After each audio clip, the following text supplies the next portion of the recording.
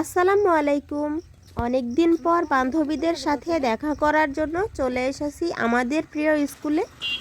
প্রায় 7 বছর পর সামনাসামনি দেখা হচ্ছে ওদের সাথে। ফোনে কথা বলা হয় মাঝে মধ্যে, কিন্তু দেখা করা হয়ে ওঠে না। তাই কয়েকজন মিলে এসেছি আমাদের প্রিয় স্কুলে। স্কুল ছুটি শেষে আমরা এসেছিলাম, সেই জন্য কাউকে দেখা যাচ্ছে না। স্কুলের সামনে দিয়ে অনেক সময় যাওয়া আসা করি, কিন্তু ভিতরে ঢোকা হয় না। আজকে স্কুলে আসার পর দেখলাম আমাদের স্কুলটা অনেক উন্নত হয়েছে।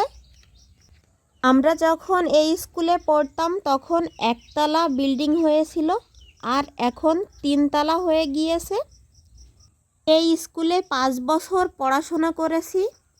5 বছরে এই স্কুলকে ঘিরে রয়েছে হাজার হাজার স্মৃতি। আমরা ছিলাম 2018 সালের এসএসসি ব্যাচ। একটা সময় ছিল বান্ধবীদের সাথে কাটিয়ে দিতাম দিনের 5-6 ঘন্টা সময়, কিন্তু এখন সবাই নিজ নিজ সংসার নিয়ে ব্যস্ত।